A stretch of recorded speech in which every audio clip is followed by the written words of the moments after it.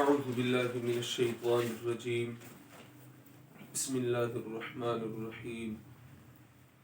الحمد لله رب العالمين الرحمن الرحيم مالك يوم الدين إياك نعبد وإياك نستعين اهدنا الصراط المستقيم صراط الذين أنعمت عليهم غير المغضوب عليهم ولا الضالين آمین. قرآن مقدس کے ہر سورت کا ایک مقصد اور دعویٰ ہوتا ہے.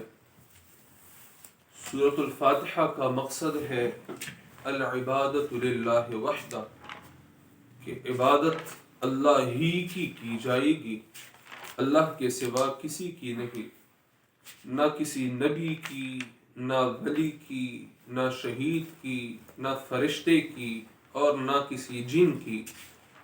عبادت کے جتنے اقسام ہیں، خواہ اس کا تعلق دل سے ہو، زبان سے ہو، جسم سے ہو، مال سے ہو، العبادۃ للہ وحدہ. اس صورت کے حوالے سے دوسری بات آپ آج یہ یاد رکھیے کہ اس صورت میں قولو لفظ محذوف ہے، یہاں موجود ہے قولو، تم کہو الحمدللہ رب العالمین الرحمن الرحیم مالک یوم الدین. قولو تم کہو، ایاک نعبد و ایاک نستعین، قولو تم دعا مانگو، اہدنا الصراط المستقیم صراط الذین انعمت علیہم غیر المغضوب علیہم ولا الضالین. یعنی یہ صورت دعائیہ انداز جو ہے اس صورت کا،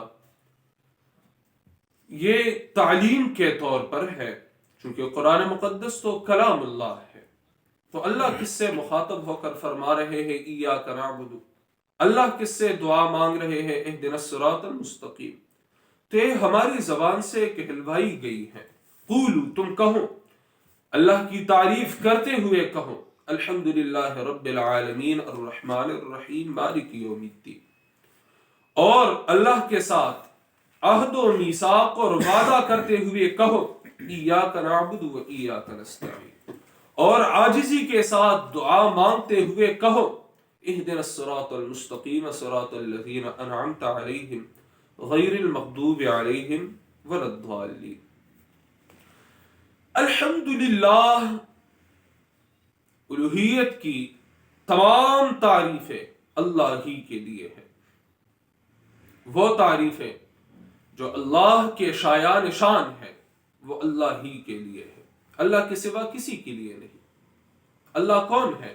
رب العالمین، جو تمام مخلوقات کا پالنے والا ہے، تمام مخلوقات کا رب، مالک اور معبود ہے. رب بمعنی مالک، رب بمعنی پالنے والا، پرورش کرنے والا، رب بمعنی معبود. تو رب العالمین جو پالنے والا ہے تمام مخلوقات کا. یہ نہیں فرمایا کہ رب الانبیاء، رب المرسلین، رب الاولیاء، رب الاتقیاء، جی نہیں، بلکہ رب العالمین جو تمام مخلوقات کا پالنے والا ہے. کیا اللہ تعالیٰ کو کسی سے کوئی حاجت ہے؟ جو یہ اللہ تعالیٰ تمام مخلوقات کی حاجات پوری فرما رہا ہے. کیا اللہ تعالیٰ کسی سے مجبور ہے کہ وہ ربوبیت فرما رہا ہے؟ تو جواب الرحمن الرحیم، عام مہربان ہے، خاص مہربان ہے. وہ جو یہ بندوں کی ضروریات کو پوری فرما رہا ہے اور بندوں کی جو پرورش کر رہا ہے، مجبوری کی بنا پر نہیں، کسی حاجت اور ضرورت کی بنا پر نہیں، بلکہ یہ اس کی صفت رحمت کا تقاضا ہے، یہ اس کی رحمانیت اور رحیمیت کا تقاضا ہے. تو کیا اللہ صرف رحمان اور رحیم ہے، ہم جو کرنا چاہے کرتے پھرے؟ جی نہیں. مالک یوم الدین، وہ مالک ہے بدلے کے دن کا. ایک دن آئے گا کہ انصاف ہوگا، ایک دن آئے گا کہ حساب کتاب ہوگا. تو اگر واعظ شنیدی کہ او رحیم است، بجا استو رحمان استو رحیم است، ولیکن غور کن در وصف قہار، کہ دل دانا ازیغ ہو رے دنیا بست. اگر تم نے کسی باعث سے یہ سن رکھا ہے کہ اللہ رحمان ہے رحیم ہے، بالکل تمہاری یہ بات درست ہے، رحمان بھی ہے رحیم بھی ہے.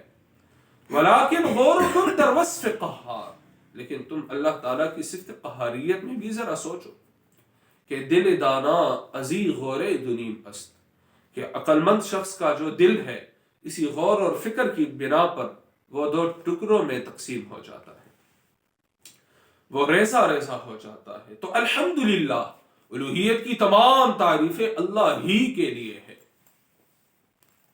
اللہ کون ہے؟ رب العالمین ہے. وہ جو ربوبیت کر رہا ہے کیا وہ کسی سے مجبور ہے یا وہ محتاج ہے؟ جی نہیں. الرحمن الرحیم ہے وہ، یہ اس کی صفت رحمانیت اور رحیمیت صفت رحم کا تقاضا ہے کہ وہ اپنی بندوں کی حاجات کو پوری فرما رہا ہے، ضروریات کو مہیا فرما رہا ہے. جی تو کیا صرف رحمان اور رحیم ہے، ہم جو کرنا چاہے کرتے پرے؟ جی نہیں. وہ مالک یوم الدین بھی ہے. ایک دن آئے گا فَمَن يَعْمَلْ مِثْقَالَ ذَرَّةٍ خَيْرًا يَرَهُ وَمَن يَعْمَلْ مِثْقَالَ ذَرَّةٍ شَرًّا يَرَهُ. جو ذرہ برابر نیک عمل کرنے والا ہے وہ اپنے عمل کے بدلے کو وہاں دیکھ لے گا، اور جو ذرہ برابر بد عمل کرنے والا ہے تو وہ اپنے اس بد عمل کے بدلے کو وہاں دیکھ لے گا.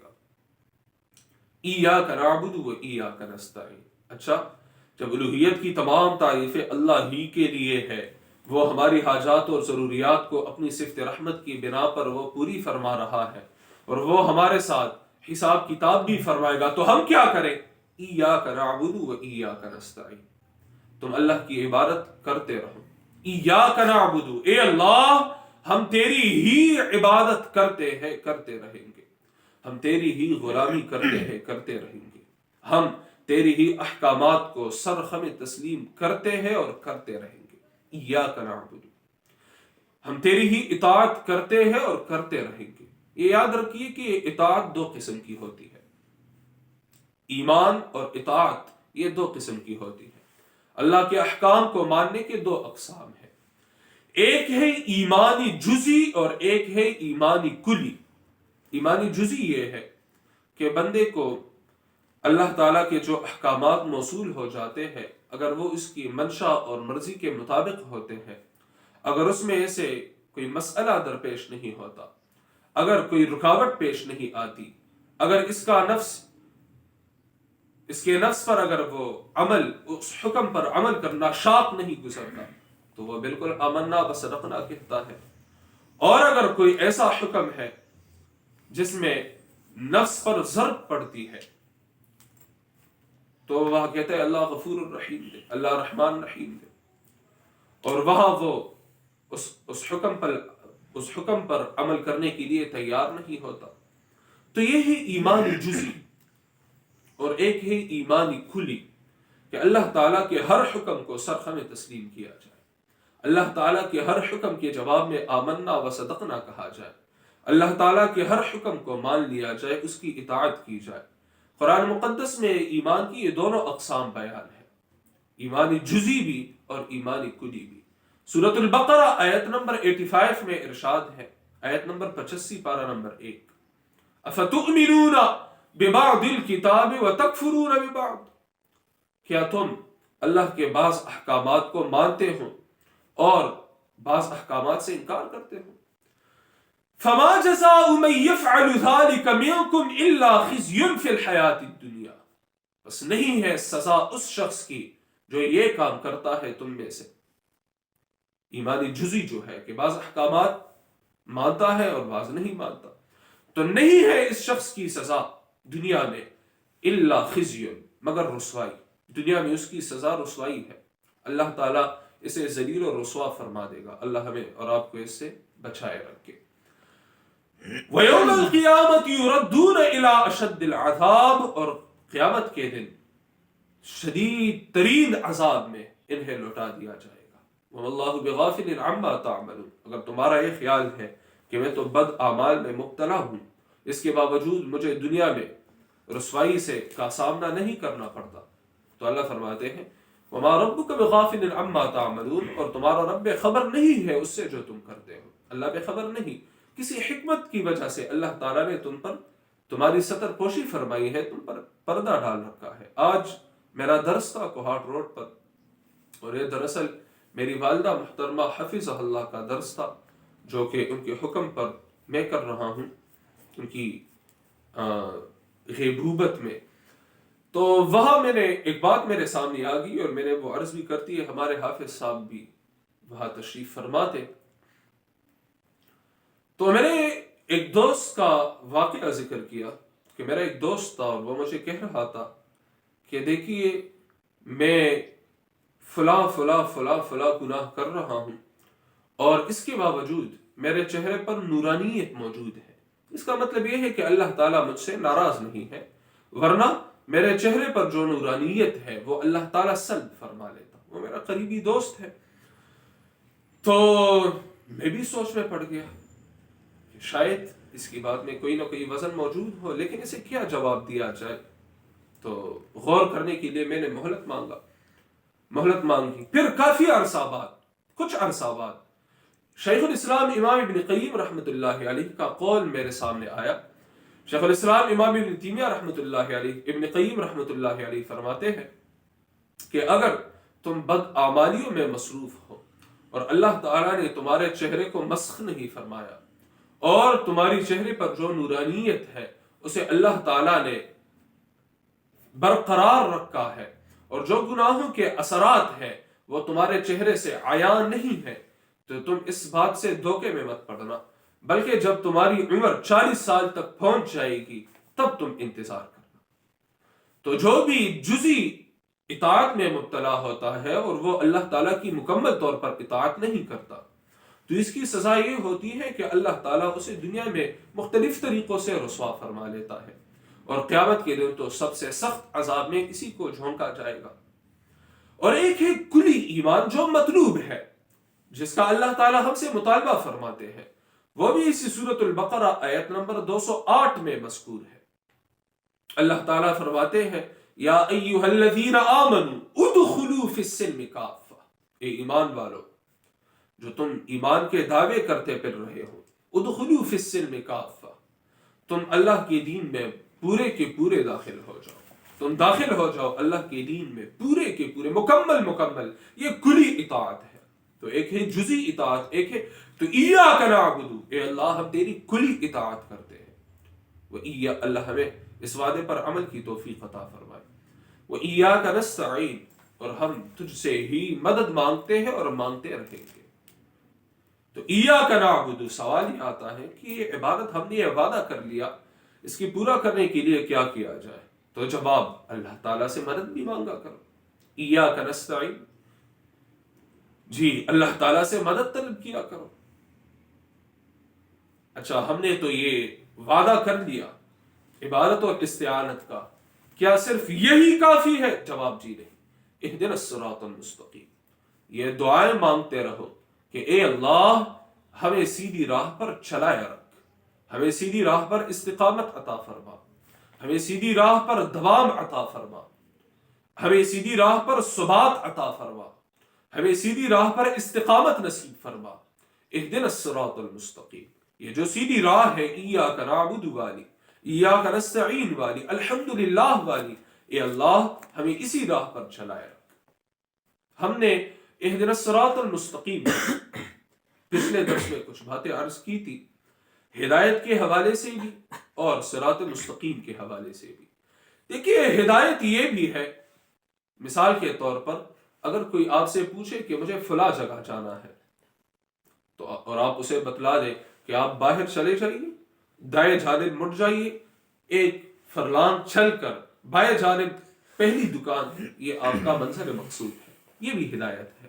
اور یہ بھی ہدایت ہے کہ آپ اس کا ہاتھ پکڑ کر اپنے ساتھ منزل مقصود تک اسے لے جائیے۔ تو یہاں یہ دوسری قسم کی ہدایت مراد ہے۔ ہمیں تو یہ راہ بتا دی گئی ہے، اللہ نے یہ راہ ہمیں بتائی ہے کہ کون سی راہ اللہ تعالیٰ کے قریب کرتا ہے بندے کو، وہ کون سی راہ ہے جس پر چل کر بندہ دونوں جہانوں کی کامیابیوں سے ہمکنار ہوتا ہے، وہ راہ تو ہمیں بتا دی گئی ہے۔ لیکن اب سوال یہ ہے کہ اے اللہ ہمیں انگلی سے پکڑ کر اسی راہ پر چلایا رکھ۔ اہدنا الصراط المستقیم، اور صراط مستقیم ایک تو یہ کہ یہ سورت میں جو راہ بیان کی گئی ہے یہ صراط مستقیم ہے. دوسرا وَأَنَّ هَذَا ان اللہ ربی و ربکم فاعبدوہ ھذا صراط مستقیم. سورۃ آل عمران آیت نمبر 51 پارہ نمبر 3. سیدنا عیسیٰ علیہ السلام فرماتے ہیں بے شک اللہ میرا اور تمہارا رب ہے بس اسی کی عبادت کرو، یہی سیدھی راہ ہے.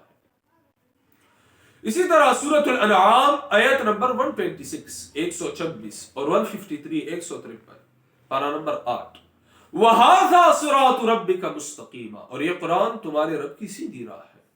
وَأَنَّ هَذَا صِرَاطِي مُسْتَقِيمًا فَاتَّبِعُوهُ، اور بے شک یہ قرآن میری سیدھی راہ ہے بس اسی کی پیروی کر. اسی طرح سورۃ یاسین ابتدائی آیات یاسین والقرآن الحکیم انک لمن المرسلین علی صراط مستقیم. اے میرے محبوب آپ سیدھی راہ پر ہیں، علی صراط مستقیم. تو اہدنا الصراط المستقیم، اے اللہ یہ جو وعدہ ہم نے آپ سے فرمایا، ہم نے آپ سے کیا ایاک نعبد و ایاک نستعین، ہمیں اس وعدے پر استقامت نصیب فرما. اے اللہ ہمیں توحید پر استقامت نصیب فرما. اے اللہ ہمیں قرآن پر استقامت نصیب فرما. اے اللہ ہمیں سنت رسول صلی اللہ علیہ وسلم پر استقامت نصیب فرما. اہدنا الصراط المستقیم. لیکن صرف دعاؤں سے کام نہیں چلے گا، اس کے لیے کچھ کوشش بھی کرنی ہوگی. انابت شرط ہے، طلب شرط ہے، کوشش شرط ہے. آپ کوشش کریں، برکت عطا فرمانے والا وہ اللہ ہی ہے. چلاسی بابا فرماتے ہیں عرب کرد آن نبی باتیں آزاد، عرب کرد آن نبی باتیں آزاد، کنی تو با دعا کشمیر آزاد. جی متاع مؤمن ان کا جو دیوان چھوٹا سا شاعری کا جو مجموعہ ہے، غلام النصیر چلاسی بابا حفظہ اللہ. عرب کرد آن نبی باتیں آزاد، کھنی تو با دعا کشمیر آزاد. عرب کو تو رسول اللہ صلی اللہ علیہ وسلم نے تلوار سے آزاد فرمایا تھا. انہیں آزاد کرنے کے لیے آپ صلی اللہ علیہ وسلم نے تلوار ہاتھ میں اٹھا کر تقریباً 30 کے قریب تک آپ صلی اللہ علیہ وسلم نے بنفس نفیس جہاد اور قتال فرمائے. لیکن تم کشمیر کو صرف دعاؤں سے فتح کر رہے ہو، تو صرف دعاؤں سے کام نہیں چلے گا، بلکہ اس کے لیے کچھ نہ کچھ جدوجہد اور کوشش کرنا شرط ہے. اللہ تعالی ہمیں کوشش نصیب فرمائے اور پھر اس کوششوں میں اللہ تعالی برکت نصیب فرمائے. اہدنا الصراط المستقیم. اچھا جی، یہ تو تمہید تھا ہمارے آج کے موضوع کے لیے. آج ہمارا موضوع ہے، دیکھیے ایک راہ ہوتی ہے، ایک راہ ہوتی ہے، ایک خزانہ ہے، ایک خزانہ ہے. تو ہمیں یہ جاننا ضروری ہے کہ وہ کون لوگ ہیں جو ہمیں اس کامیابی کی راہ کی طرف، اس خزانے کی جانب دعوت دینے والے ہیں. یہ دعوت دینے والے کون ہوں گے؟ اچھا، اس سے محروم لوگ کون ہوں گے؟ اس سے بند ہونے والے لوگ کون ہوں گے؟ اور اس سے بند کرنے والے، محروم کرنے والے، کرانے والے کون لوگ ہوں گے؟ یہ 3 عنوانات ہیں. اس راہ کی دعوت دینے والے کون ہوں گے؟ داعین، یا 2 یا ہے، داعین، اس راہ کی جانب دعوت دینے والے کون ہوں گے. اور آپ سے اس موضوع پر گفتگو کرنے سے پہلے آپ میں سے جن احباب نے قرآن آپ کے سامنے نہیں ہے تو براہ کرم آپ قرآن مقدس کو ہاتھ میں اٹھائیے، اور اگر آپ کے ہاتھ میں قلم نہیں ہے تو براہ کرم قلم بھی اٹھائیے، اور کاپی یا رجسٹر اسے بھی آپ اٹھائیے. اور جو میں کہہ رہا ہوں، اگر آپ کو قرآن مقدس سیکھنے کا شوق ہے تو آپ براہ کرم اسے تحریر فرمائیے، اور جو آپ سیکھ لے، تحریر فرما لے، تو آپ اسے دوسروں تک پہنچائیے. اگر قرآن مقدس سیکھنے کا جذبہ ہو، شوق ہو، اور اگر شوق نہ ہو قرآن سیکھنے کا، اور اس بہت بڑے خیر سے بری ہوئی کتاب سے آپ محروم ہونا چاہتے ہیں، تو آپ پھر ان آداب کا لحاظ نہ رکھیے. اچھا جی، داعین کون ہوں گے؟ دعوت دینے والے. ناکبین، ناکبین کشمیری کاف ہے، ناکبین، بند ہونے والے کون ہوں گے؟ منہ موڑنے والے، اعراض کرنے والے کون ہوں گے؟ اور مانعین، منع کرنے والے کون ہوں گے؟ داعین، ناکبین اور مانعین۔ سب سے پہلے ہم دیکھتے ہیں داعین کو۔ ان کا تذکرہ پہلے اس وجہ سے کہ ان کا مرتبہ اور رتبہ بھی بہت بلند ہے، اور اسی صورت میں بھی یہی طریقہ ہے کہ پہلے منعوم علیہم، منعم علیہم، جن پر اللہ کا انعام ہے، ان کا تذکرہ پہلے فرما رہے ہیں اللہ۔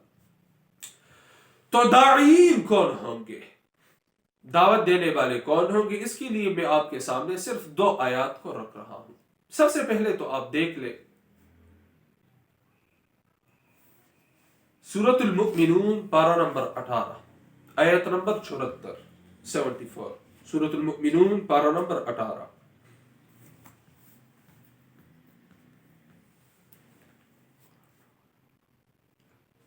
سورۃ المؤمنون پارہ نمبر 18 آیت 73، 73، 73۔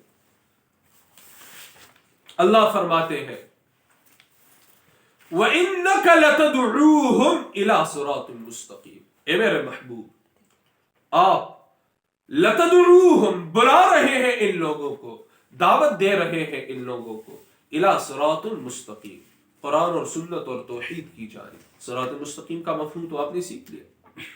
وَإِنَّكَ لَتَدْعُوهُمْ إِلَىٰ صِرَاطٍ مُسْتَقِيمٍ، اے میرے محبوب، آپ ان لوگوں کو بلا رہے ہیں إِلَىٰ صِرَاطٍ مُسْتَقِيمٍ، صراط مستقیم، سیدھی راہ کی جانب۔ تو ہمارے پاس سب سے پہلے داعی صراط مستقیم کے قرآن مقدس کی روح سے کون ہے؟ قرآن کے طرف دعوت دینے والے سب سے پہلے کون ہے؟ امام الانبیاء، سید الابرار، رحمت للعالمین، شفیع المذنبین، صلی اللہ علیہ وسلم۔ جی، مزید وضاحت کے لیے آپ دیکھ لیں سورۃ یوسف پارہ نمبر 13۔ یوسف سین پر پیش ہے، جیسے یونس نون پر پیش ہے، ضمہ ہے۔ جی، سورۃ یوسف پارہ نمبر 13 آیت نمبر 108۔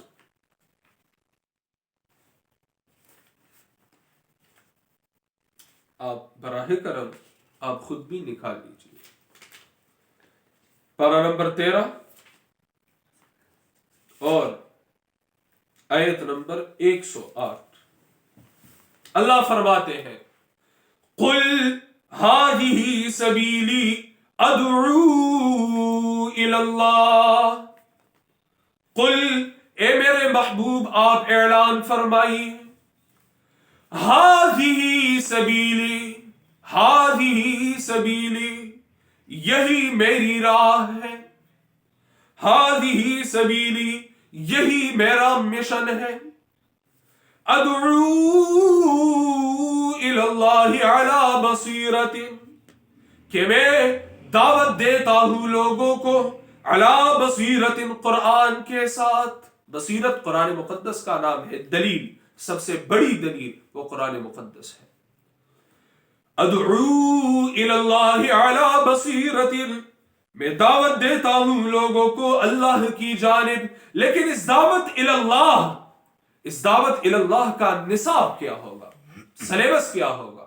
تو اعلی بصیرت، وہ قرآن مقدس ہوگا۔ رسول اللہ صلی اللہ علیہ وسلم نے لوگوں کو اللہ کی جانب بلایا، لیکن کس چیز کے ذریعے؟ قرآن مقدس کے ذریعے۔ آپ صلی اللہ علیہ وسلم نے احکامات الہیہ کی تبلیغ فرمائی، لیکن اس تبلیغ کا نصاب کیا تھا؟ جی، اللہ کا کلام یا مخلوق کا کلام؟ یہ تو آج معاملہ مکمل طور پر گڑبڑ کا شکار ہے کہ ہماری دعوت کا نصاب اور تبلیغ کا نصاب وہ قرآن مقدس نہیں۔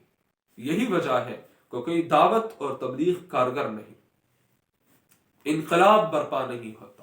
اللہ تعالیٰ قرآن مقدس کے ذریعے روحانی انقلاب برپا فرمائے، پہلے مجھ میں اور پھر آپ میں۔ جی، دعا کے آداب میں سے یہ ہے، ہم نے یہ کہا تھا کہ پہلے اپنا تذکرہ کیا جائے، اپنے لیے مانگا جائے، پھر اوروں کے لیے، اول ذان دے بیا جہان دے۔ اچھا جی، علی بصیرت، میں دعوت دیتا ہوں لوگوں کو اللہ کی جانب، علی بصیرت، قرآن پر۔ صرف آپ دعوت دے رہے ہیں؟ جی نہیں، انا، میں، ومن اتبعنی، اور وہ جو میرے پیروکار ہیں، اور وہ جو میری اتباع کر رہے ہیں، انا ومن اتبعنی.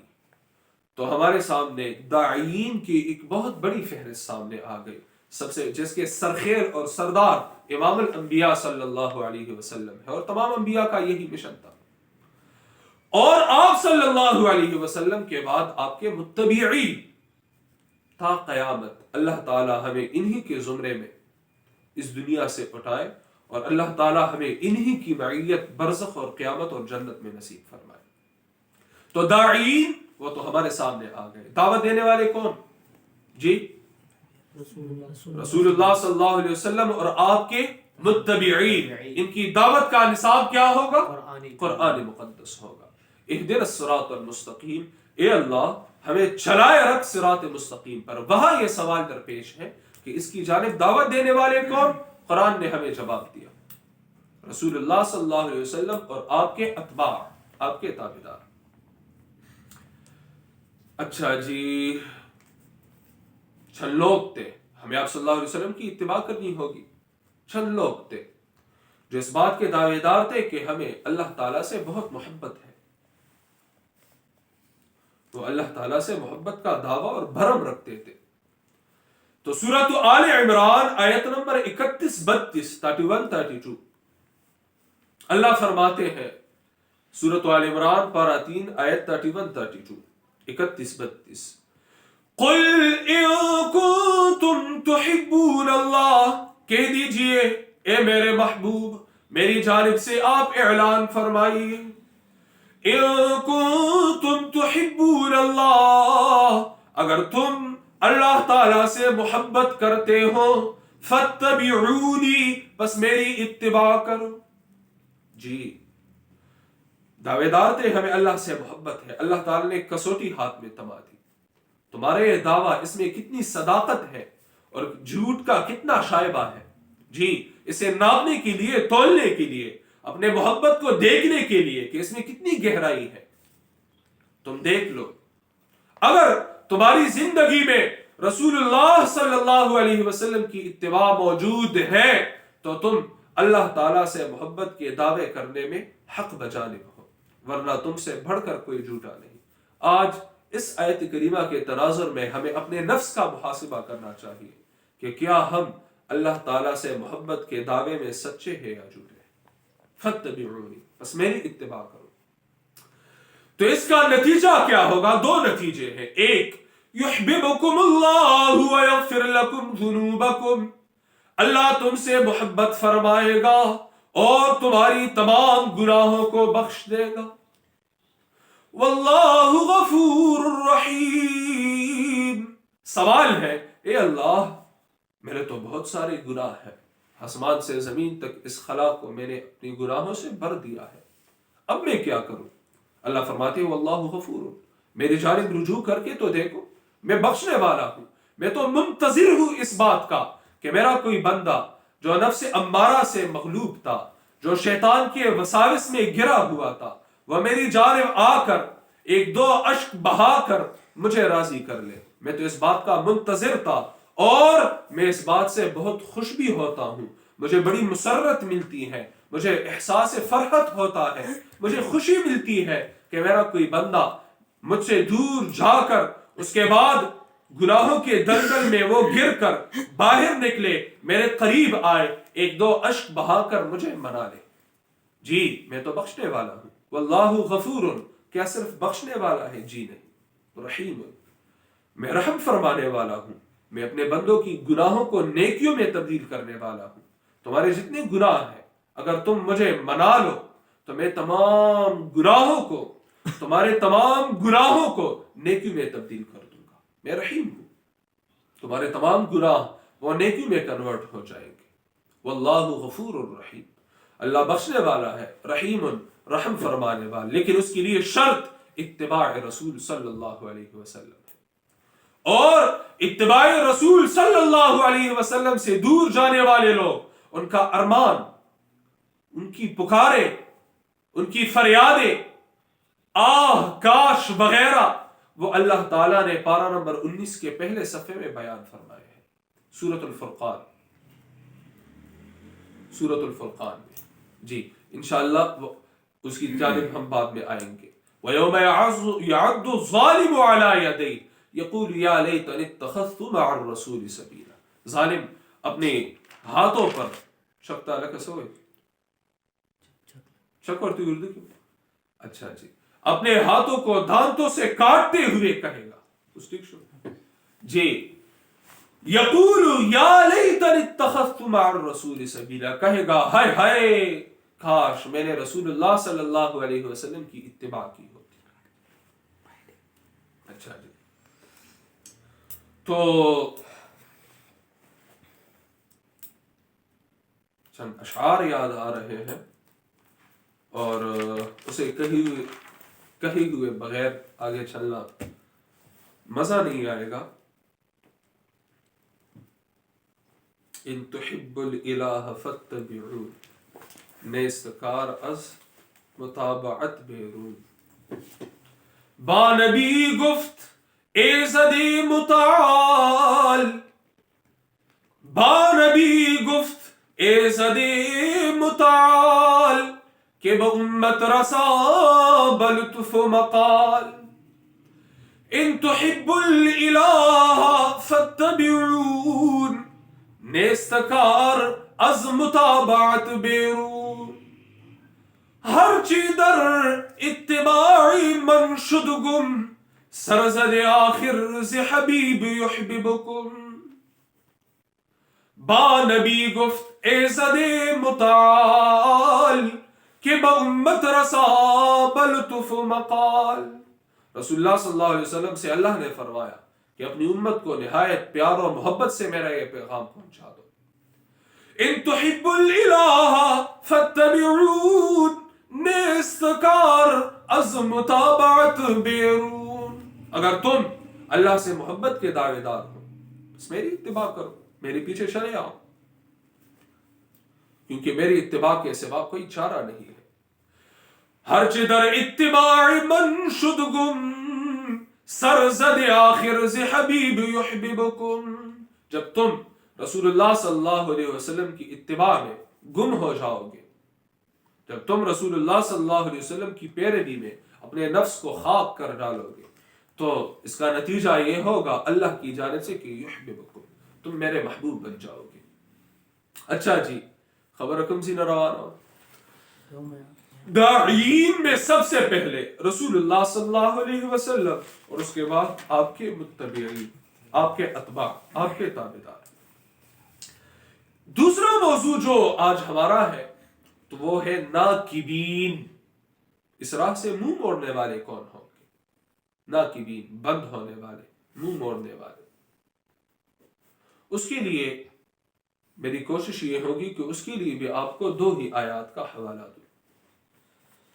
ایک تو آپ دیکھیے قرآن مقدس میں سورۃ ابراہیم میں بھی وارد ہے، اور اس کے علاوہ میں نے کچھ دیر پہلے آپ کو سورۃ المؤمنون کا حوالہ بھی دیا تھا۔ پہلے آپ سورۃ ابراہیم دیکھ لیں، پارہ نمبر 13 سورۃ ابراہیم۔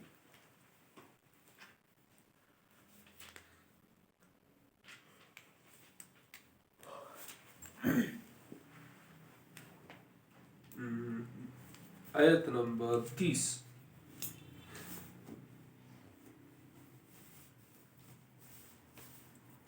آیت نمبر 30۔ وَجَعَلُوا لِلَّهِ أَنْدَادًا لِيُضِلُّوا عَنْ سَبِيلِهِ، وَجَعَلُوا لِلَّهِ أَنْدَادًا، اور ان لوگوں نے ٹھہرائے اللہ کے لیے، ان لوگوں نے بنا لیے اللہ کے لیے اندادن، انداد کو انداد یہ ند کی جمع، انداد مانا ہوگا ہمسر، مانا ہوگا ہمسر، مثل۔ انداد یہ ندن کی جمع ہے، اور ندن کا معنی ہے مثل۔ اللہ کا تو کوئی ہمسر نہیں کسی بھی صفت میں، تو ان لوگوں نے ٹھہرائے اللہ کے لیے ہمسر، یا اللہ مدد، اللہ کا ہمسر، یا رسول اللہ مدد، لبیک اللہم لبیک، اس کے مطابق تلبیہ بنایا، لبیک یا رسول اللہ، یہ اللہ کا ہمسر بنانا اور کیا ہوتا ہے؟ یہ شرک کس بلا کا نام ہے؟ وَجَعَلُوا لِلَّهِ أَنْدَادًا لِيُضِلُّوا عَنْ سَبِيلِهِ، لِيُضِلُّوا، انجام یہ ہوا، لام عاقبت کا ہے، انجام یہ ہوا کہ یہ بھٹک گئے، گمراہ ہو گئے، عن سبیلہ، اللہ کی راہ سے۔ جی، تو مانعین میں سب سے پہلے وہ جو شرک کے مرض میں مبتلا ہے۔ تو جو شرک کے مرض میں مبتلا ہے اور اس سے توبہ بھی نہیں کرتے، تو یہ ناقبین یہ ہمیشہ اس راہ سے محروم رہیں گے۔ تو ناقبین میں سے سب سے پہلا نمبر وہ کس کا ہے؟ مشرک کا ہے۔ خواہ وہ لا الہ الا اللہ کیوں نہیں کہتا، خواہ وہ لا الہ الا اللہ محمد الرسول اللہ کیوں نہیں کہتا، خواہ وہ ایمان اور توحید کا اقرار کیوں نہیں کرتا، لیکن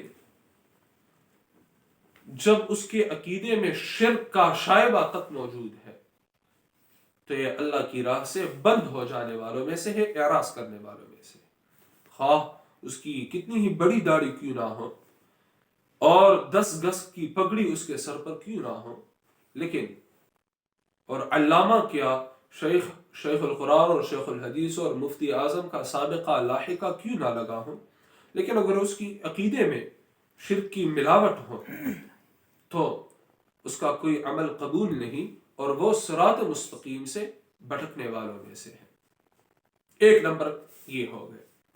دوسرے نمبر پر آپ دیکھ لیں سورۃ المؤمنون پارہ نمبر 18۔ کچھ دیر پہلے میں نے آپ کو آیت 73 کا حوالہ دیا تھا کہ رسول اللہ صلی اللہ علیہ وسلم داعی ہے۔ اب ناقبین کے لیے آپ دیکھ لیں اسی سورت کی آیت نمبر 74۔ ناقبین کون ہے؟ ناقبین معرضین، اعراض کرنے والے، بند ہونے والے۔ سورۃ المؤمنون آیت نمبر 74۔ وَإِنَّ الَّذِينَ لَا يُؤْمِنُونَ بِالْآخِرَةِ عَنِ الصِّرَاطِ لَنَاكِبُونَ۔ وَإِنَّ الَّذِينَ، اور بے شک وہ لوگ، لا يُؤْمِنُونَ بِالْآخِرَةِ، جو یقین نہیں رکھتے آخرت کا، عن الصراط، اس سیدھی راہ سے، لناکبون، بند ہونے والوں میں سے ہے، لناکبون، اعراض کرنے والے ہیں۔ تو قرآن مقدس سے اعراض کون کرے گا؟ قرآن کی اہمیت کس کو مسلم نہیں ہوگی؟ قرآن کے حقوق کون ادا نہیں کرے گا؟ حق نمبر 1 ایمان، تعظیم۔ حق نمبر 2 تلاوت، قراءت، سیکھنا، سمجھنا، معنی سیکھنا۔ حق نمبر 3 اس پر عمل کرنا۔ حق نمبر 4 اس کی تبلیغ، بیان کرنا۔ اور حق نمبر 5 نفاذ کی کوشش کرنا۔ جی، تو وَإِنَّ الَّذِينَ لَا يُؤْمِنُونَ بِالْآخِرَةِ عَنِ الصِّرَاطِ لَنَاكِبُونَ، سیدھی راہ سے، قرآن سے، سنت سے اعراض کرنے والے، اس سیدھی راہ سے، قرآن و سنت سے اعراض کرنے والے کون لوگ ہوں گے؟ جن کا آخرت پر یقین نہیں۔ ان کی آپ شادیوں کو دیکھ لیں، ان کی آپ غمی کو دیکھ لیں، جی، ان کے آپ معاملات کو دیکھیے، ان کے اخلاق اور کردار کو آپ دیکھیے، تو وہ اس بات کی گواہی دیتے ہیں کہ اس شخص کا آخرت پر ایمان نہیں۔ آخرت پر ایمان صرف یہ تو نہیں کہ ہم کہتے ہیں کہ ایک دن آئے گا جس روز حساب کتاب ہوگا۔ جب کسی چیز کا یقین ہو تو بندہ اس کے لیے کچھ نہ کچھ تیاری بھی کرتا ہے۔ مثال کے طور پر ابھی کچھ ہی دن پہلے میرے تایا جان، جنہیں ہم شاہ بابا کہتے ہیں، تو جا رہے تھے طائف کی جانب، وہ سعودیہ میں مقیم ہے۔ تو جب وہ جا رہے تھے، یا کوئی بھی احباب میں سے کوئی بھی جاتا ہے کسی ایک علاقے سے دوسرے علاقے کی جانب وہاں کچھ وقت گزارنے کے لیے، تو کیا وہ وہاں کے لیے کوئی تیاری نہیں کرتا؟ اس کے پاس کیا زاد راہ نہیں ہوتا؟ راستے میں جن جن چیزوں کی ضرورت پڑتی ہے کیا وہ اپنے پاس اسے نہیں اٹھاتا؟ اچھا جی، اگر وہ جہاز کی جانب جا رہا ہے اور ایئرپورٹ کی جانب وہ کوچ کر رہا ہے، تو کبھی ایسا ہوتا ہے کہ کوئی شخص کہ یہ تو ضروری نہیں وہ ٹکٹ کو وہی چھوڑ دے، پاسپورٹ کو وہی چھوڑ دے؟ ایسا کبھی نہیں ہوتا۔ کیوں؟ کیونکہ اس کا یقین ہے میں جانے والا ہوں اور ان چیزوں کی ضرورت ہے. تو کبھی ایسا نہیں ہوتا کہ کسی سے پاسپورٹ رہ جائے، ٹکٹ رہ جائے، اور سفر خرچ، زاد راہ وہ رہ جائے. کبھی ایسا نہیں ہوتا. توشہ رہ جائے، کبھی ایسا نہیں ہوتا. تو اگر ہمارا اسی طرح آخرت پر بھی یقین ہوتا تو کیا ہم اس کے لیے آگے کچھ نہ بھیجتے؟ جی، اس کا مطلب یہ ہے کہ ہم صرف زبانی جمع خرچ کر رہے ہیں. آخرت پر ہمارا یقین نہیں. یقین ہوتا تو ہمارے عمل سے اس کی صداقت ہوتی، اس گواہی کی. ہمارا عمل اس بات کی گواہی دیتا کہ جی ہاں ہمارا آخرت پر یقین ہے، اللہ کے سامنے پیش ہونے پر یقین ہے. کرامن کاتبین ہمارے اعمال لکھ رہے ہیں، یہ رجسٹر پیش ہوں گے.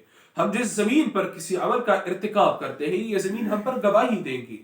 ہم اپنے جسم کے جس عضو پر کوئی عمل کرتے ہیں، ہمارے ہاتھ، ہمارے پیر، ہماری آنکھیں، ہماری زبان، ہمارے کان، ہمارے جسم کا ایک ایک حصہ وہ ہمارے اوپر گواہی دے گا. اور اللہ تو ہے علام الغیوب. جی، اگر ہمارا ان باتوں پر یقین ہوتا تو کیا ہم اس دن کے لیے تیاری نہ کر رہے ہوتے؟ دنیا کے لیے تیاریاں ہے، اہمیت ہے، وقت ہے، فرصت ہے، قرآن کے لیے نہیں. تو ان الذین لا یؤمنون بالآخرۃ عن الصراط لناکبون. قرآن سے بند ہونے والے کون ہیں؟ جی، جن کا آخرت پر یقین نہیں. اللہ تعالی ہمارا آخرت پر یقین بنائے. ناکبین کا معاملہ بھی حل ہو گیا. اس راہ سے کون ہٹیں گے؟ جن کا آخرت پر یقین نہیں اور جو شرک کے مرض میں مبتلا ہے، جو بڑے بڑے گناہوں میں مبتلا ہے، وہ اس راہ سے ہٹیں گے. جو ہمت نہیں کرتے اللہ تعالیٰ کو راضی کرنے کے اور نفس اور شیطان کے وساوس سے بچنے کے، وہ انہی لوگوں میں ہوں گے، ناکبین میں سے. تیسرا عنوان ہمارا تھا مانعین. مانعین منع کرنے والے، بند کرنے والے. ان میں سے تو سر فہرست وہ کون ہے؟ ابلیس، شیطان، ابلیس. اور آپ اس کے لیے دیکھ لیں پارہ نمبر 8 سورۃ الاعراف آیت نمبر 16 پارہ نمبر 8 سورۃ الاعراف آیت نمبر 16 قال فبما اغويتني لأقعدن لهم صراطك المستقيم. قال ابلیس نے کہا فبما اغويتني، بسبب اس بات کے کہ آپ نے مجھے پریشان کر دیا، آپ نے مجھے گمراہ کر دیا. لَأَقْعُدَنَّ، یہ تو ہے ہی جھوٹا، گمراہ تو خود ہوا تھا. لَأَقْعُدَنَّ لَهُمْ صِرَاطَكَ الْمُسْتَقِيمَ. لَأَقْعُدَنَّ لَهُمْ صِرَاطَكَ الْمُسْتَقِيمَ. ضرور بضرور، قسم سے، یہ اعلان قسم کیا ہے، قسم سے میں بیٹھوں گا ان کو تیری سیدھی راہ میں. میں بیٹھوں گا ان کو تیری سیدھی راہ میں. ثُمَّ لَآتِيَنَّهُمْ مِنْ بَيْنِ أَيْدِيهِمْ وَمِنْ خَلْفِهِمْ وَعَنْ أَيْمَانِهِمْ وَعَنْ شَمَائِلِهِمْ. پھر میں حملہ کروں گا ان پر، آؤں گا ان کے پاس. من بین ایدیہم، ان کی آگے کی جانب سے، ومن خلفہم، ان کی پیچھے کی جانب سے، وعن ایمانہم، ان کی داہنی جانب سے، وعن شمائلہم، ان کی بائیں جانب سے. یعنی میں ہر جانب سے آؤں گا. نیکی اور بدی اور شر کا جو راہ ہے نیکی کی یا گمراہی کی، ہر راستے پر میں بیٹھوں گا. جو نیکی کی راہ ہے اس سے میں انہیں بند کروں گا، جو گمراہی کی راہ ہے وہ ان کے لیے میں مزین کروں گا اور خوشنما بنا دوں گا تاکہ یہ اس میں داخل ہو جائے. دیکھیے گناہ جو ہے اس دنیا میں تو ہر ایک چیز کی صورت نہیں موجود، لیکن قیامت کے دن ہر ایک چیز مجسم ہوگا، اس کی ایک شکل ہوگی، اس کی ایک صورت ہوگی. تو یہ گناہ بڑی کریہ چیز ہوتی ہے، بڑی بدنما اور بدصورت چیز ہوتی ہے. اس لائق ہے کہ اس سے نفرت کی جائے، اس لائق ہے کہ اس سے دور بھاگا جائے. ٹھیک ہے. اور قیامت کے دن اس کی وہ صورتیں ہمارے سامنے آئیں گی. حدیث مبارکہ میں اس کا ثبوت موجود ہے. یہ دنیا جس سے ہم اتنی محبت کرتے ہیں، حدیث مبارکہ ہے کہ یہ بہت بدصورت بوڑھی کی صورت میں آئے گی. ایک بوڑھی عورت اور نہایت بدصورت ترین عورت ہوگی. وہ دنیا کی اصل صورت تو وہ ہے، ہمارے لیے کتنی خوشنما ہے. ہمارے لیے اتنی خوشنما ہے کہ ہم نے دن رات اسی دنیا کے لیے ایک کر رکھے ہوتے ہیں، ورنہ یہ تو بڑی بدصورت چیز ہے۔ ٹھیک ہے ضرورت کی حد تک ٹھیک ہے، لیکن مقصد حیات پر بنا لینا اسے، یہ تو کسی مؤمن اور مسلمان کی شان نہیں، اس کے لائق نہیں یہ بات۔ تو ایک گناہ یہ بڑی بدصورت اور بدنما اور اس لائق ہے کہ اس سے نفرت کی جائے، بڑی بدبودار چیز ہے، لیکن اسے شیطان نے ہمارے لیے خوشنما بنا دیا۔ لیکن نیک اعمال جو ہے، نیک اعمال وہ تو نہایت حسین اور جمیل صورتوں والے ہیں، لیکن اس سچائی کی اپنی ایک شکل ہے اور امانت داری کی اپنی ایک صورت ہے۔ قرآن کی قرات کی، قرآن کی ہر صورت کی الگ الگ صورت ہے، الگ الگ شکل ہے اس کی جی، لیکن شیطان راہ میں بیٹھا ہوا ہے اور اس سے ہمیں دور کر رہا ہے۔ وَلَا تَجِدُ أَكْثَرَهُمْ شَاكِرِينَ، اور تم نہیں پاؤ گے اپنے اکثر بندوں کو شاکرین تابعدار، شکر گزار موحدین۔ شیطان نے تو ایک گمان ظاہر کیا تھا۔ سورۃ السبا میں ارشاد باری شیطان نے تو کہا تھا وَلَا تَجِدُ أَكْثَرَهُمْ شَاكِرِينَ، آپ ان میں سے اکثر کو تابعدار نہیں پائیں گے۔ یہ تو اس نے ایک بات کہی تھی۔ اللہ سورۃ السبا میں فرماتے ہیں، پارہ نمبر 22 سورۃ السبا، وَلَقَدْ صَدَّقَ عَلَيْهِمْ إِبْلِيسُ ظَنَّهُ، وَلَقَدْ صَدَّقَ عَلَيْهِمْ إِبْلِيسُ ظَنَّهُ، سورۃ السبا نے کہا آیت نمبر 20، اور ابلیس نے ان لوگوں پر اپنے گمان کو سچ پایا، فَاتَّبَعُوهُ إِلَّا فَرِيقًا مِّنَ الْمُؤْمِنِينَ، بس اس کے پیچھے لگ گئے سب لوگ سوائے مؤمنوں کے ایک گروہ کے، سب اس کے پیچھے پڑ گئے۔ شیطان نے قسم کھایا تھا لَأَقْعُدَنَّ لَهُمْ صِرَاطَكَ الْمُسْتَقِيمَ، میں تمہارے بندوں کو سیدھی راہ میں بیٹھوں گا، داہنے جانب سے بائیں جانب سے آؤں گا، سامنے پیچھے سے، اور تم ان میں سے اکثر کو شکر گزار نہیں پاؤ گے اللہ۔ تو مانعین، بند کرنے والے، منع کرنے والوں میں سے سر فہرست سوک دے شیطان دے، جو ہمارا بیرونی دشمن ہے، اور اس ضمن میں اندرونی دشمن نفس بھی شامل ہے، وہ ضمن میں آ گئے۔ تو نفس اور شیطان۔ دوسرے نمبر پر آپ دیکھ لے سورۃ التوبہ پارہ نمبر 10، دل تام کر اس آیت کریمہ کو آپ ذرا سن لیجئے گا۔ سورۃ التوبہ، سورۃ التوبہ پارہ نمبر 10، غالباً آیت نمبر 29 ہے۔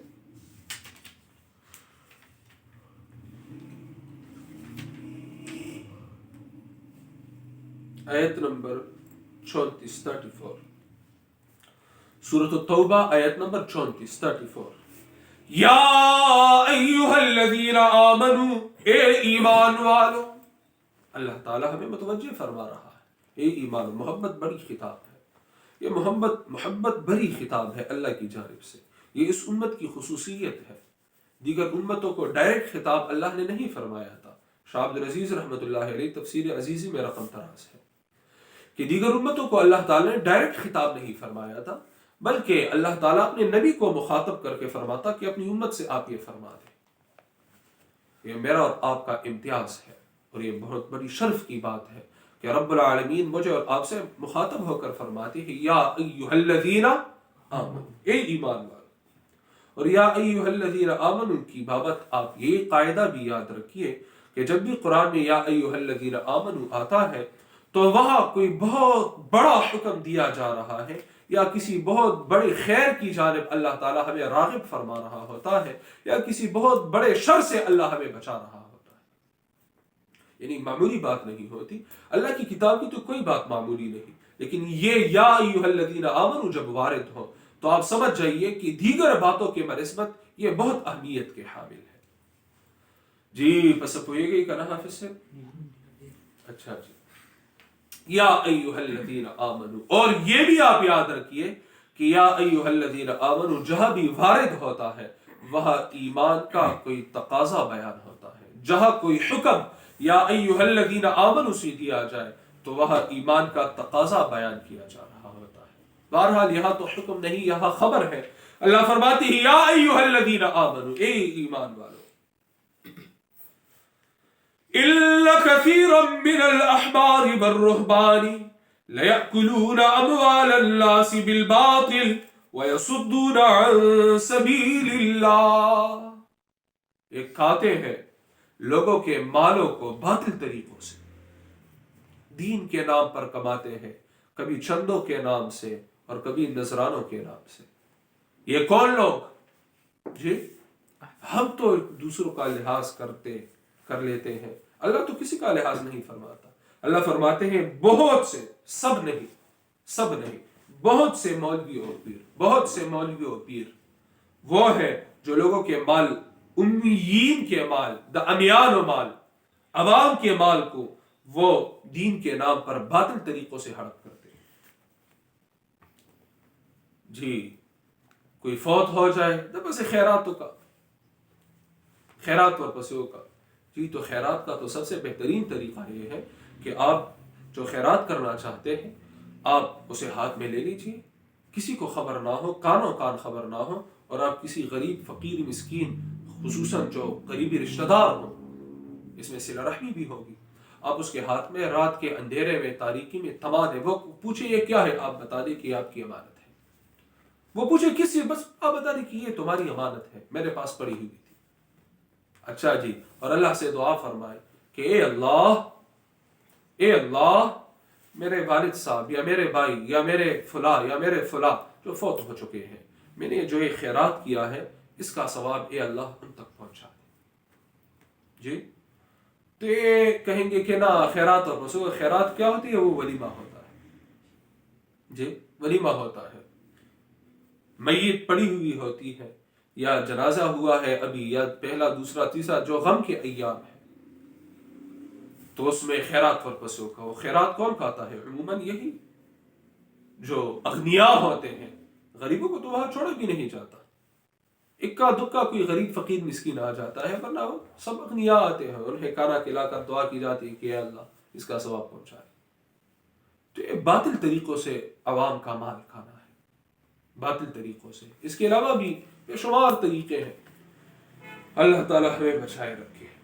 وَيَصُدُّونَ عَن سَبِيلِ اللَّهِ، اور بند کرتے ہیں لوگوں کو اللہ کی کتاب سے۔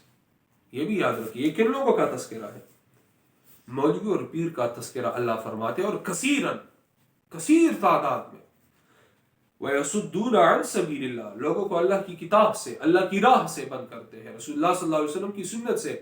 ہر ایک نے اپنا ایک فرقہ اور مکتب فکر بنایا ہوا ہے، ہر ایک کا اپنا ایک بڑا ہے، کوئی کبراء میں سے کوئی ہے، ہر ایک کا اپنا مفتی ہے، ہر ایک کا اپنا علامہ ہے، بس اسی کے پیچھے چل رہے ہیں۔ اللہ کیا فرماتے ہیں، سنت رسول میں کیا ہے؟ میں تو کہتا ہوں کہ آپ پوچھئے ذرا اپنے مولویوں سے، اپنے پیروں سے کہ جی میں 10 سال 20 سال سے 30 سال سے آپ کے پیچھے نمازیں پڑھتا ہوں، جمعہ کے خطبوں میں حاضر ہوتا ہوں، آج تک آپ نے مجھے نماز کا ترجمہ کیوں نہیں سکھایا؟ یہ آپ نے ابھی تک کیوں مجھے بیان نہیں فرمایا؟ آپ نے مجھے ابھی تک یہ بیان نہیں فرمایا کہ توحید کیا چیز ہوتی ہے، توحید کی کتنے اقسام ہیں، شرک کیا بلا ہے، شرک کی کتنے اقسام ہیں، سنت کیا ہوتی ہے، سنت کے کتنے اقسام ہیں، بدعت کیا ہوتی ہے، بدعت کے کتنے اقسام ہیں، ہمارے معاشرے میں شرک اور بدعت کی کون کون سی صورتیں رائج ہیں، ذرا آپ ان سے پوچھ لیں جی، کہ آپ ہی نے مجھے سکھایا ہے الحمدللہ سبحانک اللہم، اس کا معنی آپ نے مجھے کیوں نہیں سکھایا؟ آپ ذرا پوچھ لیں، ہمت کیوں نہیں کرتے جی؟ پوچھ لیں ذرا۔ تو اللہ تو یہی فرماتے ہیں، وَيَصُدُّونَ عَن، لوگوں کو اللہ کی کتاب سے بند کرتے ہیں، دوسرے راہوں میں لوگوں کو الجھائے رکھتے ہیں، دوسری باتوں میں لوگوں کو الجھائے رکھتے ہیں، اللہ کی کتاب سے روگردانی میں مبتلا ہے، دوسروں کو بھی اعراض پر آمادہ کرتے ہیں۔ آپ نے کبھی کسی سے نہیں سنا ہوگا کہ قرآن کا معنی سیکھنا فرض ہے، کیوں؟ جی علماء کرام کے خطابات تو آپ سنتے ہیں، مفتیان کرام کے قدموں میں تو آپ بیٹھتے ہیں، کیوں انہوں نے آج تک آپ کو نہیں بتایا کہ قرآن کا معنی سیکھنا فرض ہے؟ کیوں انہوں نے آپ کو ابھی تک نہیں بتایا کہ قرآن کے بغیر ایمان کی حلاوت نصیب نہیں ہوتی، قرآن کے بغیر توحید ما لہو و ما علیہ وہ سمجھ میں نہیں آتا، توحید کیا ہے، توحید کی تفصیلات، قرآن کے بغیر رب العالمین کی جو معرفت ہونی چاہیے وہ قرآن کے بغیر نہیں نصیب ہوتی۔ انہوں نے کیوں آپ کو یہ نہیں بیان کیا؟ تلاوت کی ترغیب دیتے ہیں، اولاد کو حافظ قرآن بنانے کی ترغیب دیتے ہیں، حافظ بنائیے، جنت کمائیے، ٹھیک ہے، آپ جو کرتے ہیں کرتے رہیے، یہ ترغیب تو آپ کو دیتے ہیں۔ یہ ترغیب کیوں نہیں دی کہ آج کے بعد ہم روزانہ کی بنیاد پر ایک آیت کا معنی سیکھیں گے کہ اللہ تعالی ہم سے کیا مخاطب ہو کر کیا فرما رہے ہیں؟ جی، اس سے بڑھ کر ظلم کون سا ہو سکتا ہے کہ ان پر ہم آپ عوام میں بھی، عوام میں سے ہوں، میں کوئی ملا نہیں، میں بس قرآن مقدس کا ایک ادنا سا طالب علم ہوں، چند سال استاذ محترم کے قدموں میں گزارے ہیں، اور اللہ تعالیٰ کی توفیق سے ایسے والدین عطا ہوئے ہیں کہ جب بھی ان کو دیکھا، قرآن مقدس کی اشاعت میں پایا، قرآن مقدس کے بارے میں گفتگو کرتے ہوئے پایا، قرآن مقدس سے محبت کرتے ہوئے پایا، اور اسی وجہ سے میں اپنے اوپر یہ فرض سمجھتا ہوں کہ میں اپنے استاذ محترم کو دعاؤں میں یاد رکھوں کہ اے اللہ ان کی صحت میں، عمر، علم، آل اولاد میں برکت عطا فرما، اور والدین کے بارے میں رب ارحمہما کما ربیانی صغیرا، مجھ میں اور کوئی چیز نہیں، میں تو نہایت گناہگار شخص ہوں، بس قرآن مقدس سے محبت اللہ نے عطا کی ہوئی ہے، اور چند لمحات قرآن مقدس کے سنگ گزارے ہیں، کوئی مولوی نہیں میں، جی، تو ہمیں کیوں یہ نہیں بتایا گیا کہ قرآن کا معنی سیکھنا فرض ہے؟ میرے دادا جان رحمت اللہ علیہ، جی پیرانی پیر صاحب، اللہ تعالیٰ انہیں کروٹ کروٹ جنت نصیب فرمائے، جنت الفردوس میں رسول اللہ صلی اللہ علیہ وسلم کی معیت نصیب فرمائے۔ جب وہ فوت ہو گئے اور اس کے بعد جو جمعہ آیا تو میں نے وہاں جو خطبہ جمعہ تھا وہ میں نے وہاں دیا، یہ احباب میرے ساتھ موجود تھے، تو میں نے انہیں کہا کہ دیکھیے، آپ چاہتے ہیں کہ ان تک کوئی خیر پہنچے، کوئی ثواب پہنچے، کوئی فائدہ پہنچ جائے انہیں؟ سب نے کہا جی ہاں۔ تو میں نے کہا کہ اس سے بڑھ کر ان کے لیے کوئی فائدہ نہ ہوگا کہ آپ قرآن مقدس کا معنی سیکھ لیں، اور آپ اللہ سے دعا کریں کہ اللہ اس ثواب میں انہیں بھی شامل فرمائیے، اس سے بڑھ کر کوئی خیر نہیں ان کے لیے، اور کوئی نہیں، ان کی اولاد، ان کی نسل تو کم از کم یہ عہد کرے، جی، ان کی نسل، ان کی اولاد تو کم از کم یہ عہد کرے، لیکن ہم ان کے لیے تیار، اس بات کے لیے تیار نہیں جس میں مشقت ہو، تکلیف ہو، دکھاوا نہ ہو، جس میں ہاں اللہ کی توفیق ہوتی ہے، جس کو اللہ عنایت فرمائے، اللہ ہمیں ان توفیق والوں میں شامل فرمائے۔ جی، مانعین، بند کرنے والوں میں شیطان اور نفس، دوسرے نمبر پر ناکارہ پیر اور ناکارہ مولوی، ہے خرابی دین کی ان تین سے، ہے خرابی دین کی ان تین سے، میر ظالم، پیر جاہل، مولوی بے دین سے۔ سب کا میں نہیں کہہ رہا، علماء کرام جو حق پرست ہے ان کے تو میں پیروں کی دھول کے برابر بھی نہیں، جی، ہے خرابی دین کی ان تین سے، میر ظالم، پیر جاہل، مولوی بے دین سے، وَهَلْ أَفْسَدُ الدِّينَ إِلَّا الْمُلُوكُ وَأَحْبَارُ سُوءٍ وَرُهْبَانُهَا، یہی بات ہے۔ قال عبداللہ ابن مبارک رحمۃ اللہ علیہ، جی، عبداللہ ابن مبارک رحمۃ اللہ علیہ فرماتے ہیں غالباً، ہاں، وَهَلْ أَفْسَدُ الدِّينَ إِلَّا الْمُلُوكُ وَأَحْبَارُ سُوءٍ وَرُهْبَانُهَا، اس کا معنی یہی ہے خرابی دین کی ان تین سے، میر ظالم، پیر جاہل، مولوی بے دین سے۔ تو مانعین قرآن کی روح سے، میں اپنی بات تو نہیں کر رہا، قرآن کی روح سے آپ کو میں آیت بتاتا ہوں، آیت کا حوالہ دیتا ہوں۔ تیسرے نمبر پر، ٹائم سے جی، آپ آگے چلیے، سورۃ الاحزاب پارہ نمبر 22۔ اگر آپ کا احساس نہ ہوتا تو آج مجھے بڑا لطف آ رہا ہے قرآن بیان کرتے ہوئے، اسے مزید طول دیتا، لیکن آپ میں سے یقینی طور پر احباب کے تقاضی بھی ہوں گے، تو چلیے پھر کل تک کا انتظار کریں گے۔ آپ دیکھ لیں سورۃ الاحزاب آیت نمبر 66-67، بات جو دل سے نکلتی ہے اثر رکھتی ہے۔ جی، اللہ تعالیٰ قرآن مقدس کو ہمارے دلوں میں اتارے۔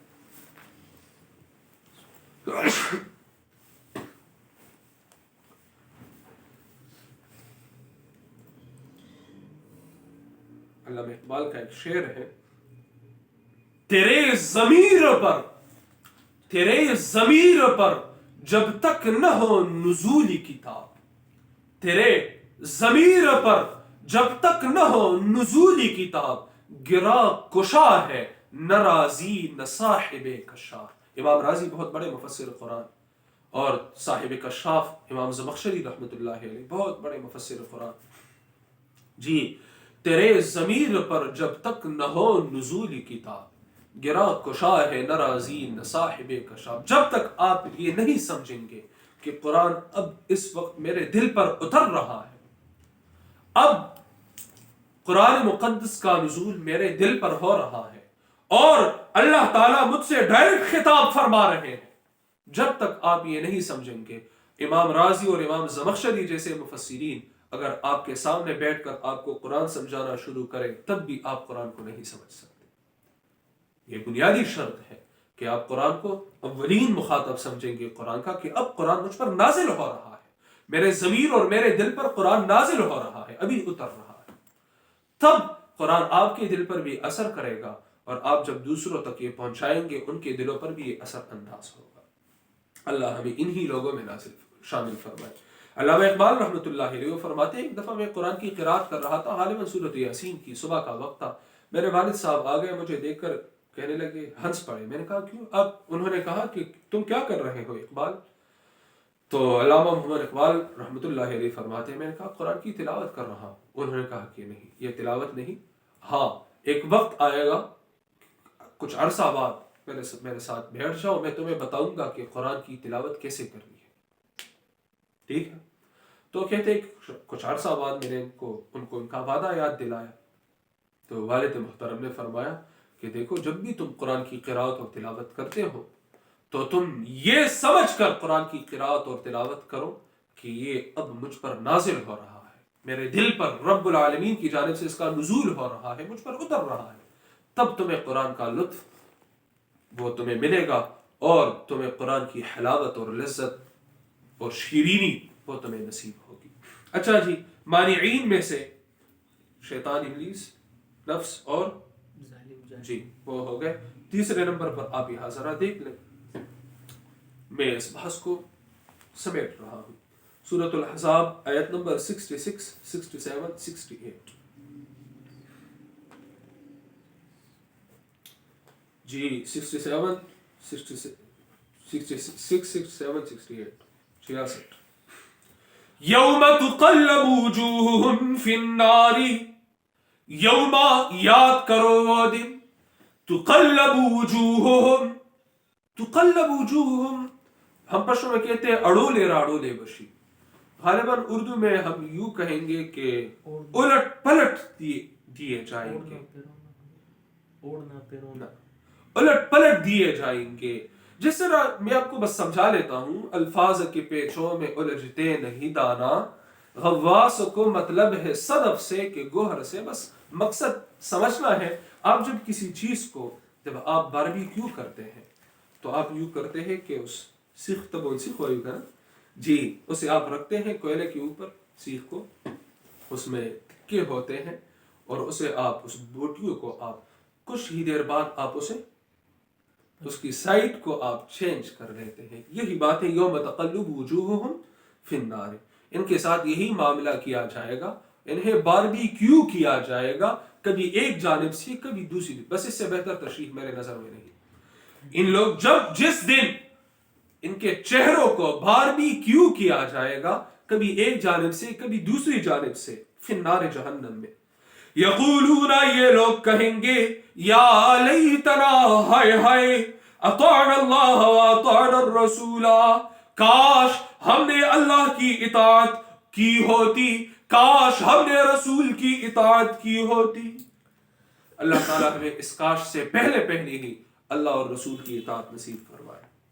وقالوا ربنا، اور کہیں گے یہ لوگ، اے ہمارے رب، انا اطعنا سادتنا وکبراءنا، ہم نے اپنے لیڈروں کی اور اپنے بڑوں کی مان لی تھی دنیا میں، ہم نے ان کی اطاعت کی تھی، ہمارے جو بڑے تھے جی، جو دین سے ناواقف لوگ تھے، ہمارے بڑے تھے، اسی طرح ہمارے جو سادات تھے، جو لیڈرز تھے، اور ہمارے جو سیاست دان تھے، جو ہمارے مولوی اور پیر تھے، ہم نے ان کی اطاعت کی تھی. ہم نے ان سے کبھی یہ مطالبہ نہیں کیا کہ تم جو یہ بات کر رہے ہو کیا اس کی سند قرآن اور حدیث میں موجود ہے، اس کی کوئی دلیل قرآن اور سنت میں موجود. ہم نے کبھی ان سے یہ مطالبہ نہیں کیا، بس ہم ان کی پیچھے پیچھے آنکھیں بند کر کے چل رہے تھے. فَأَضَلُّونَ السَّبِيلَ، بس انہوں نے ہمیں تیری راہ سے بھٹکا دیا. فَأَضَلُّونَ السَّبِيلَ. جی تو یہاں واضح ہو گئی یہ بات کہ جو بڑے ہیں، کبراء ہیں، رئیس ہیں، لیڈرز ہیں، عموماً وہ لوگوں کو دین سے، قرآن و سنت سے دوسری جانب ہٹا لیتے ہیں. تو کبھی بھی کسی کی بھی پیروی آپ جب کرتے ہیں تو کم از کم دلیل کا مطالبہ تو کیا کریں، دیکھ تو لیا کریں کہ وہ کیا کہہ رہا ہے. ربنا آتِهِمْ ضِعْفَيْنِ مِنَ الْعَذَابِ، اے ہمارے رب انہیں ڈبل عذاب عطا کر. وَلْعَنْهُمْ لَعْنًا كَبِيرًا، اور ان پر بڑی لعنت نازل فرما. کہ اللہ ہمیں اس حالت سے بچائے. وَلْعَنْهُمْ لَعْنًا كَبِيرًا. تو ہمیں سیدھی راہ سے منع کرنے والے لوگ، ان کا تذکرہ وہ قرآن مقدس میں موجود ہے. اور آخری حوالہ وہ میں دے رہا ہوں آپ کو، پارہ نمبر 19 کے پہلے صفحے کا، سورۃ الفرقان پارہ نمبر 19 کا پہلا صفحہ. کچھ ساعت قبل میں نے آپ کو آیات کا حوالہ دیا تھا. سورۃ الفرقان پارہ نمبر 19 کا پہلا صفحہ، آیت 27، 28، 29، 27، 28، 29، 30، 27. وَيَوْمَ يَعَضُّ الظَّالِمُ عَلَى يَدَيْهِ، اور اس دن، یاد کرو اس دن کو جب ظالم اپنے ہاتھوں کو دانتوں سے کاٹے گا. یقول، کہے گا، یا لیتنی، ہائے ہائے، اتخذت مع الرسول سبیلا، کاش میرے رسول اللہ صلی اللہ علیہ وسلم کی پیروی کی ہوتی. یا ویلتا لیتنی، ہائے ہائے ہائے ارمان، لم اتخذ فلانا خلیلا، کاش کہ میں فلاں شخص کو دوست نہ بناتا. لم اتخذ فلانا خلیلا. اس دن ارمان کرنے سے قبل اس دنیا میں ذرا سوچنا چاہیے. لم اتخذ فلانا خلیلا، کاش میں فلاں کو دوست نہ بناتا. لقد اضلنی عن الذکر بعد اذ جاءنی، بے شک اس نے مجھے گمراہ کر رکھا تھا قرآن سے، الذکر قرآن سے، بعد اذ جاءنی بعد اس کے کہ قرآن مجھ تک آ گیا تھا. وَكَانَ الشَّيْطَانُ لِلْإِنسَانِ خَذُولًا، اور ہے شیطان انسان کو ذلیل کرنے والا، رسوا کرنے والا. وَقَالَ الرَّسُولُ يَا رَبِّ إِنَّ قَوْمِ اتَّخَذُوا هَذَا الْقُرْآنَ مَهْجُورًا. وَقَالَ الرَّسُولُ، اور شکایت لگائیں گے رسول اللہ صلی اللہ علیہ وسلم، یا رب، اے میرے رب، ان قوم اتخذوا، بے شک میری اس قوم نے، میری امت نے، اتخذوا هذا القرآن مہجورا، قرآن کے ساتھ ہجران کا معاملہ کر رکھا تھا. قرآن کو انہوں نے چھوڑ دیا تھا. بعض لوگوں نے چھوڑا تھا، میں نہیں مانتا کہ قرآن اللہ کی کتاب ہے، یہ بھی چھوڑنا ہے. بعض لوگوں نے چھوڑ رکھا تھا، قرآن کی قرات تلاوت نہیں کر رہے تھے. بعض لوگوں نے چھوڑ رکھا تھا، قرآن کو سمجھنے کی کوشش نہیں کرتے تھے. بعض لوگوں نے چھوڑ رکھا تھا، وہ قرآن پر عمل نہیں کرتے تھے. بعض لوگوں نے چھوڑ رکھا تھا، وہ قرآن کو بیان نہیں کرتے تھے. بعض لوگوں نے چھوڑ رکھا تھا، وہ دوسروں کو قرآن کی جانب دعوت نہیں دیتے تھے. بعض نے چھوڑ رکھا تھا، وہ قرآن کی نافذ کرنے کی کوشش نہیں کرتے تھے. جی دعا ہے کہ اللہ تعالی ہمیں رسول اللہ صلی اللہ علیہ وسلم کی اس شکایت سے بچا کر ہمیں قرآن اور رسول اللہ صلی اللہ علیہ وسلم کی شفاعت نصیب فرمائے. آج ہمارا عنوان تھا صراط مستقیم کے تحت کہ صراط مستقیم کی جانب دعوت دینے والے کون ہوں گے. تو دعوت دینے والے جی پیغمبر صلی اللہ علیہ وسلم ہے، اور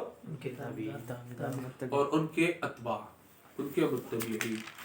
جی اس سے پہلے، سب سے پہلے داعی تو خود اللہ ہے نا، وہ بھی آپ وہاں لکھ لیں. ففروا الی اللہ، اللہ خود فرماتے ہیں ففروا الی اللہ، اللہ کی جانب دوڑ. پارہ نمبر 27 کا دوسرا صفحہ ہے، غالباً آیت 45-46 سے، مجھے ابھی یاد نہیں آیت نمبر. تو دعوت دینے والا صراط مستقیم کی جانب سب سے پہلے تو اللہ ہے. بالکل. واللہ یدعو الی دار السلام. سورت کون سورت تھے؟ سورت یونس دیکھا نا جی. واللہ یدعو الی دار السلام. اللہ لوگوں کو دعوت دیتا ہے الی دار السلام، سلامتی کے گھر کی جانب. قرآن کا نام ہے، سلامتی کا گھر ہے. واللہ یدعو الی دار السلام. میں آپ کو یہ آیت بھی بتا دیتا ہوں. سورۃ یونس پارہ نمبر 11 اور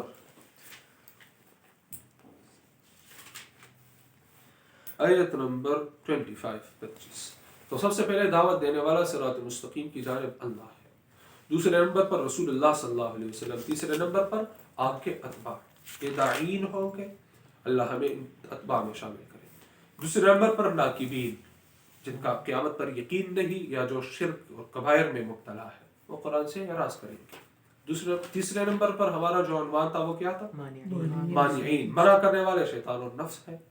ساتھ ساتھ احبار الرہبان، ناکارہ پیر، ناکارہ مولوی، اور ساتھ ساتھ جو لیڈرز جو ہے وہ کبراء. اور چوتھے نمبر پر بری صحبت، برے دوست. تو یہ مانعین میں سے ہے. اللہ تعالی ہمیں صراط مستقیم پر استقامت نصیب فرمائے. انشاءاللہ تعالی کل دوبارہ